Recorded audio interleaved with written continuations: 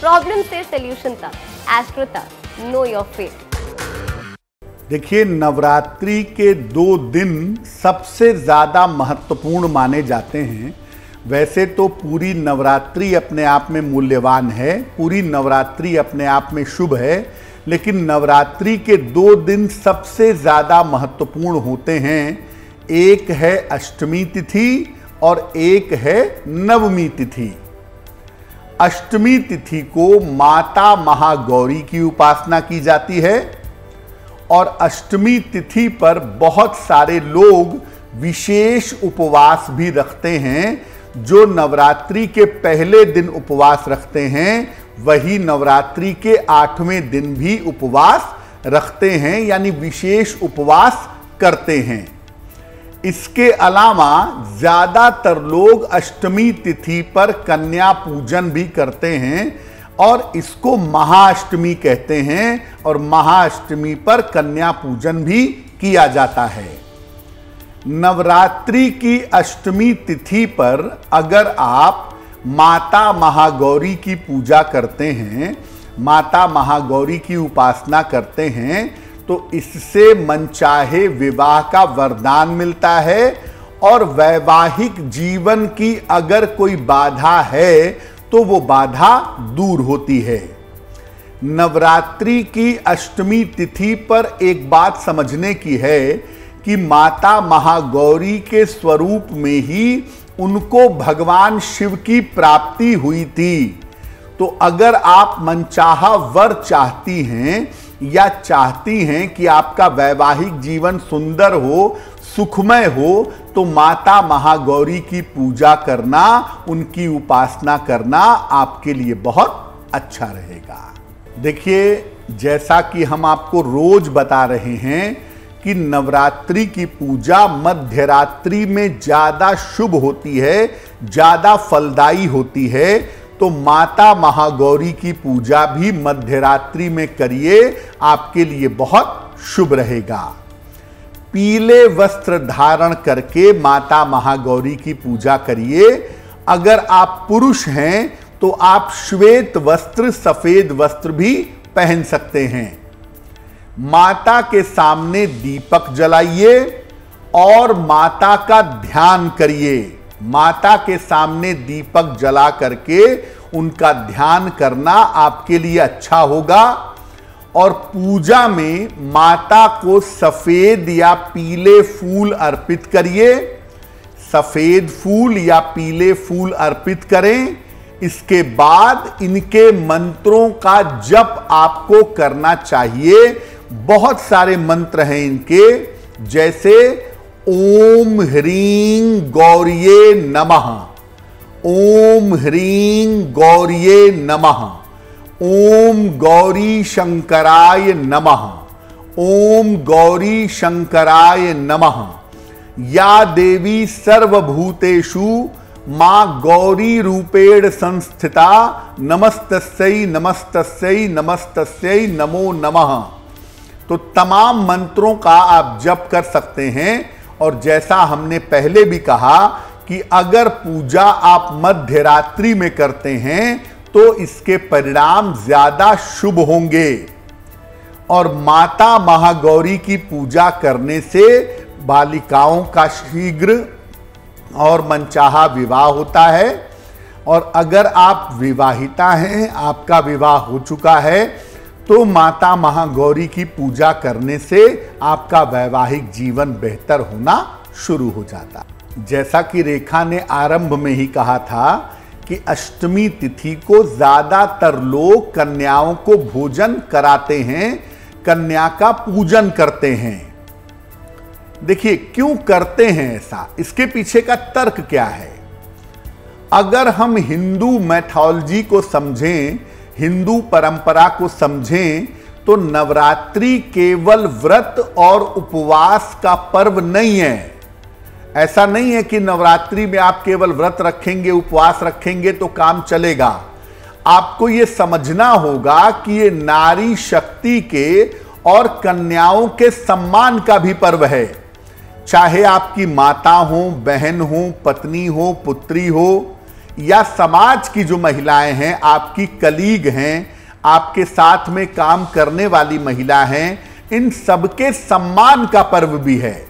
अगर एक तरफ आप देवी की पूजा करते हैं और दूसरी तरफ कन्याओं का सम्मान नहीं करते, तो ऐसी पूजा आपके किसी काम की नहीं है और ये पूजा आपको कभी लाभ नहीं पहुंचा सकती है। इसीलिए नवरात्रि में कुंवारी कन्याओं को हम पूजते हैं, उनको भोजन कराते हैं और जीवंत देवी के रूप में उनकी पूजा करते हैं। ये मानते हैं कि वास्तव में इस शरीर में देवी प्रकट हैं। तो उस जीवंत देवी की हम पूजा करते हैं।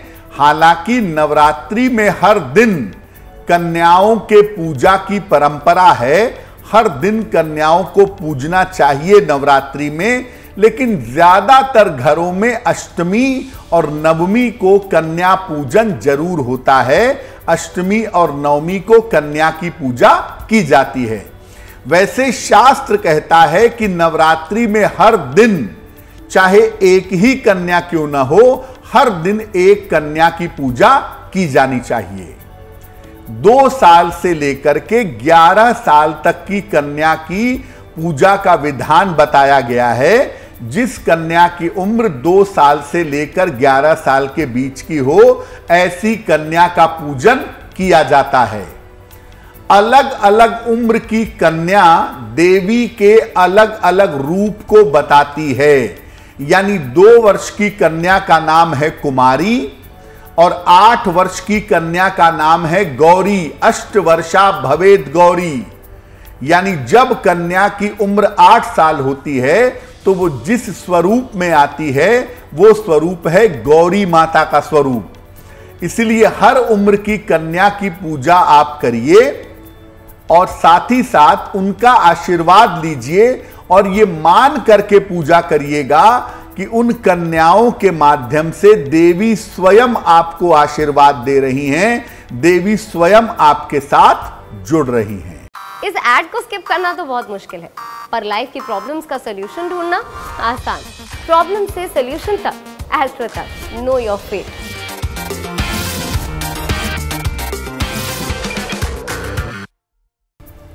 देखिए, छोटी उम्र की कन्या के घर जाइए और उन्हें जा करके आदर सहित अपने घर पर बुलाइए, बाकायदा उनको निमंत्रण दीजिए। जब वो घर आ जाएं तो उन्हें ऊंचे आसन पर बैठाइए, लकड़ी की चौकी हो, ऊंची पलंग हो, उस पर बैठाकर उनकी पूजा आपको करनी है। उनके चरण साफ जल से धुलाइए, टब में पानी भर करके या बड़ी थाल में पानी भर करके उनके चरण धुलाइए। बहुत सारे लोग क्या करते हैं, कन्याओं को बाथरूम में ले गए और मग से उनके पैर पे पानी डाल दिया। ये तरीका नहीं है। आप ये मान के चल रहे हैं, आपको ये मानना चाहिए कि आपने देवी को स्वयं अपने घर में बुलाया है। तो उनके चरण साफ जल से धुलाइए, उन्हें चुनरी ओढ़ाइए और उन्हें माला भी पहनाइए। इसके बाद उन्हें सात्विक भोजन खिलाइए। विशेष रूप से जो घर में भोजन बनेगा वो होगा हलवा और पूड़ी, और साथ में बहुत सारे लोग चने भी रखते हैं, वो भी रख सकते हैं, लेकिन हलवा पूरी उन्हें विशेष रूप से खिलाइए। जब वो भोजन कर लें तब उन्हें दक्षिणा और उपहार दे करके, चरण स्पर्श करके उन्हें श्रद्धा पूर्वक विदा करिए। तो आप ये बात समझिए कि आपको कन्याओं को इस तरह से रखना है, कन्याओं की इस तरह से पूजा करनी है जिससे वो देवी के स्वरूप में हों, और देवी के स्वरूप में होने पर आप जब उनकी पूजा करेंगे तभी उनका आशीर्वाद मिलेगा। जब कन्या आए तो चरण धुलाएं, जब वो भोजन करके जाएं तो उन्हें उपहार दें, उनके चरण स्पर्श करके उनसे आशीर्वाद ग्रहण करें। देखिए, कन्या पूजन की जो परंपरा है वो शुरू हुई माता वैष्णो देवी के धाम से, और अलग अलग उम्र में माता वैष्णो देवी ने अलग अलग लीलाएं दिखाई हैं, अलग अलग चमत्कार किए हैं। इसलिए हम अलग अलग उम्र की बालिकाओं को माता वैष्णो का, माता दुर्गा का स्वरूप मान करके उनकी पूजा करते हैं। माता वैष्णो जब लीलाएं दिखा रही थीं तो उनके साथ एक लंगूर वीर भी था, एक लंगूर भी था उनके साथ, जो उनके साथ निरंतर बना रहा और देवी की कृपा का पात्र बना। तो ऐसी स्थिति में आप जिस बालक को बैठाते हैं, दरअसल वो माताओं के साथ रहने वाला लंगूर वीर है, जिसकी आप पूजा करते हैं और उससे भी प्रार्थना करते हैं कि आपके जीवन में आ रही बाधाएं दूर हो जाएं। जो बालक आप अपने घर में बुलाएंगे, उसको भोजन कराएंगे, उसको भी उपहार देंगे, उसको भी माला पहनाएंगे, उसका भी चरण धुलाएंगे और उसकी भी पूजा करेंगे। लेकिन पहले कन्याओं की पूजा कर लेंगे, उसके बाद उस बालक को, जो लंगूर वीर का प्रतीक है, उसकी भी पूजा करेंगे, उसे भी माला पहना करके उसका सम्मान करेंगे और जाते समय उसको भी उपहार दे करके उससे श्रद्धा पूर्वक आशीर्वाद ग्रहण करेंगे। तो मुख्यतः 7 कन्याएं होती हैं, या बहुत सारे लोग 9 कन्याएं भी बैठा लेते हैं। तो 7 या 9 कन्याएं होती हैं और उनके साथ एक छोटी उम्र का बालक लंगूर वीर भी होता है, जो माता के भक्त का, माता के साथ रहने का प्रतीक है। मुख्यतः रेखा 2 तरह के मंत्र हैं। एक तो अगर आप माता गौरी की सामान्य पूजा करते हैं या सामान्य पूजा करती हैं, तो ऐसी स्थिति में आप जो मंत्र पढ़ेंगे वो मंत्र होगा ओम ह्रीं गौर्ये नमः, ओम ह्रीं गौर्ये नमः। ये आप मंत्र पढ़ेंगे अगर आपको सामान्य मंत्र पढ़ना है तो। जिन बालिकाओं का विवाह नहीं हो पा रहा है वो क्या करेंगी, वो अष्टमी की रात को पीले वस्त्र पहन करके मां गौरी के सामने बैठेंगी और एक विशेष मंत्र का जप करेंगी। 3 माला या 11 माला मंत्र देखिए स्क्रीन पर।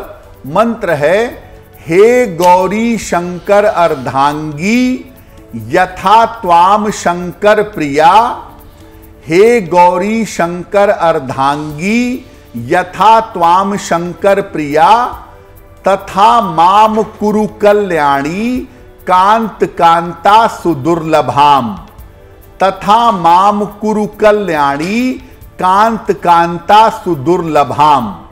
ये मंत्र वो बालिका पढ़ेगी जिस बालिका का विवाह नहीं हो पा रहा है, पीले वस्त्र पहन करके अष्टमी तिथि की मध्य रात्रि को माता गौरी की पूजा करेगी और ये प्रार्थना करेंगी कि उनका विवाह शीघ्र से शीघ्र और अच्छे से अच्छा हो जाए।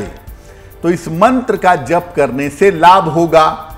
और जैसा मैंने पहले भी कहा कि इन मंत्रों को अष्टमी तिथि की मध्य रात्रि को आपको जप करना है। अष्टमी की मध्य रात्रि को मंत्र जप करिए और मंत्र जप किया जाएगा रुद्राक्ष की माला से या लाल चंदन की माला से।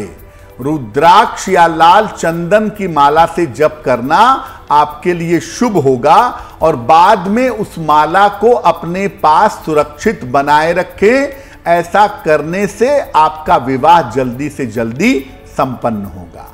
बिल्कुल रेखा, अगर आपका विवाह नहीं हो पा रहा है तो भी माता महागौरी की पूजा शुभ होगी। और अगर आपका विवाह हो चुका है और आपके वैवाहिक जीवन में दिक्कत आ रही है तो भी माता महागौरी की पूजा आपके लिए शुभ होगी। जिन महिलाओं या पुरुषों के वैवाहिक जीवन में दिक्कत है वो अष्टमी की मध्य रात्रि को, पुरुष हैं तो सफेद और महिला हैं तो पीले वस्त्र पहनकर बैठिए। और एक मंत्र है ओम गौरी शंकराय नमः, ओम गौरी शंकराय नमः। इस मंत्र का 3 माला या 11 माला जप करिएगा और अपने सुखमय वैवाहिक जीवन की प्रार्थना करिएगा। निश्चित रूप से आपका वैवाहिक जीवन सुखी होगा। एस्ट्रो तक ऐप पर आपको मिलेगा भविष्य से जुड़े हर सवाल का जवाब। डाउनलोड कीजिए एस्ट्रो तक ऐप और चुटकी में जुड़िए इंडिया के बेस्ट एस्ट्रोलॉजर